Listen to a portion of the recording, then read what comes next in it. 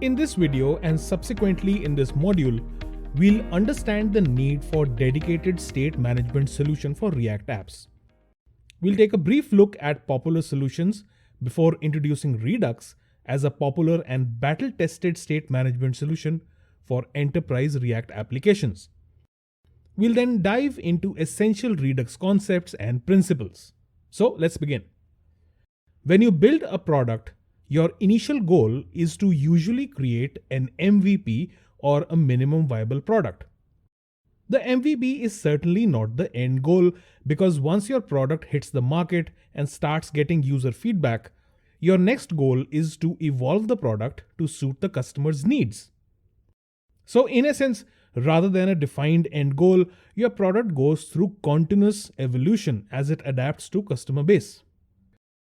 This evolution in terms of React applications translates to a lot of moving parts and state mutations all working together, which will grow rapidly with time.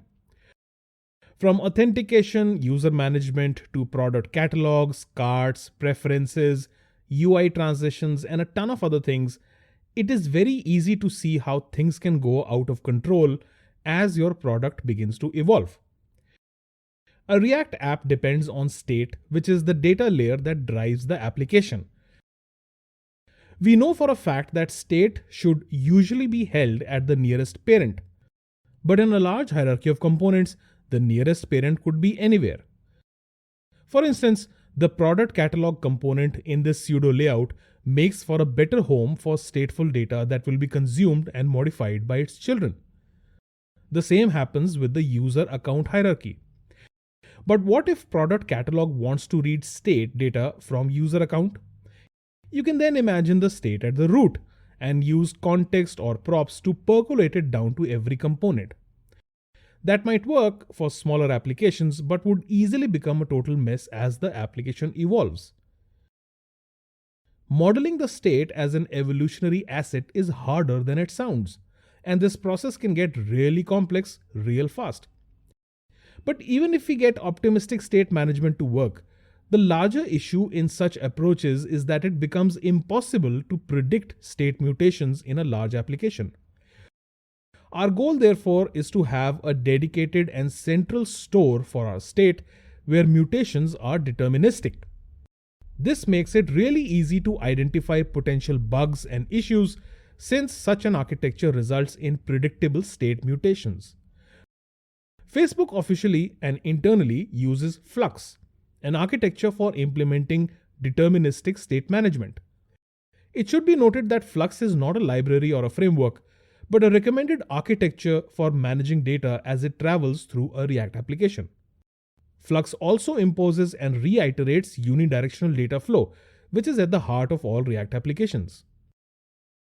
In a Flux-based app, user interaction results in an action that is issued using a dispatcher mechanism. An action is like an instruction, and the end result is an update to the state, which is held in a store. The view in this case is subscribed to changes in the store. So as the data in the store updates as a result of the action, the view updates to display the change. Thus, data flows in a single direction.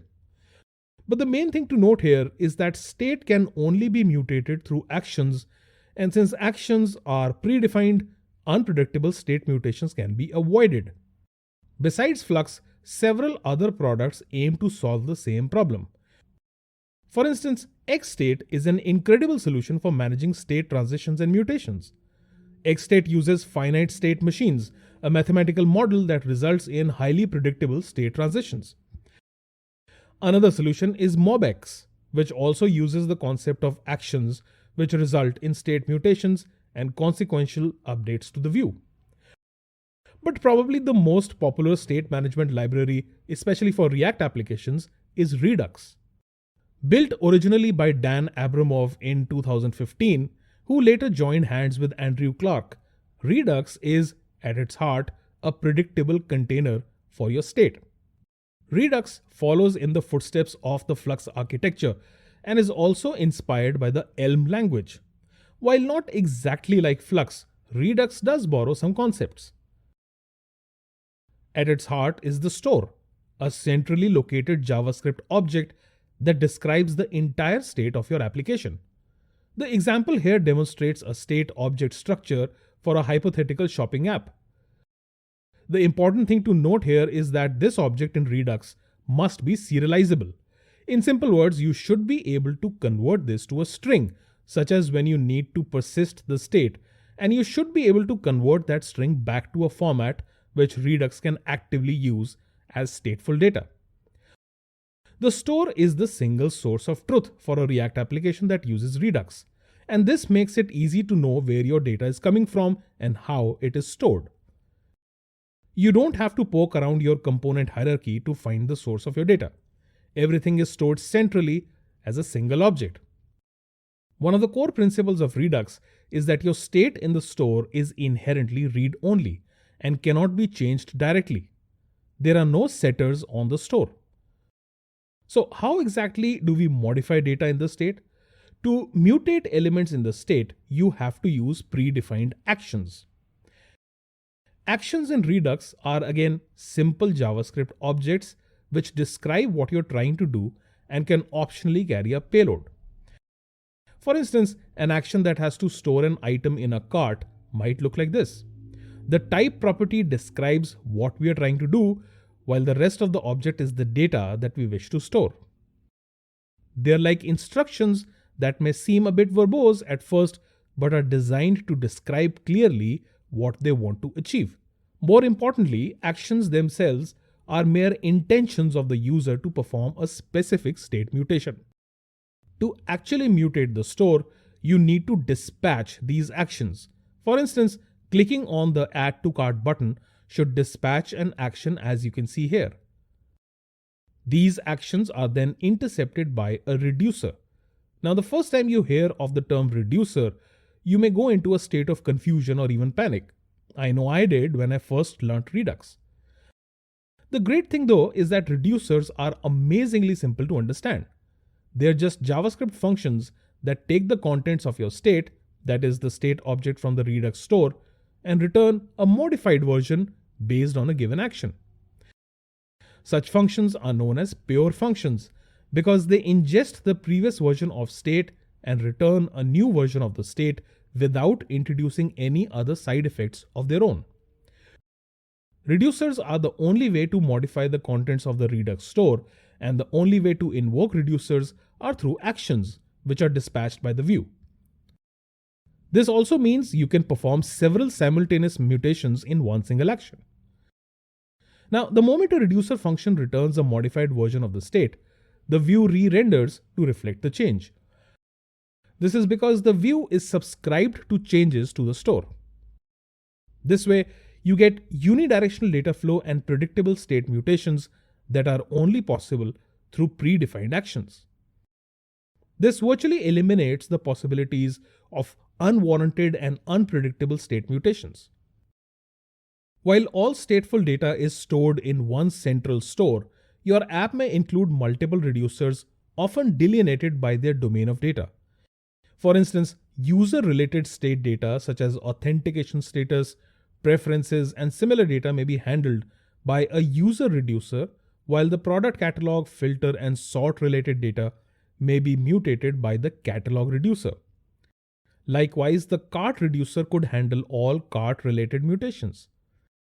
This also introduces domain-based separation of data in the store. So, using these reducers would typically produce a state hierarchical structure such as the one you see here. In a nutshell, Redux is described by three core principles as laid down by its developers. First up, a Redux store is the single source of truth for your entire application. This is your app's state, and while you may still store minor state elements such as toggle state for buttons in the component itself, major elements of your application's data would be stored in the unified Redux store. The second principle says that state in Redux is read-only. This is critically important because it prevents the state object from being mutated by unwarranted actors. You can only mutate state by dispatching actions. An action is described as an intent to mutate the state. The last principle says that state mutations must only be made by pure functions known as reducers. These functions simply take an existing version of the state and return back a modified version. Besides these core features, Redux implements several optimizations to ensure your app is highly performant, even in the face of a lot of seemingly intertwined data. Redux by itself is not designed for a specific library or framework and is just a JavaScript library that can be used independently. You can use Redux with React, Angular, Polymer, and even Ember, and there are library-specific bindings available. So, with that theoretical introduction, it's time to step into code and experience Redux firsthand. Let's begin by setting up Redux in a project application in the next video.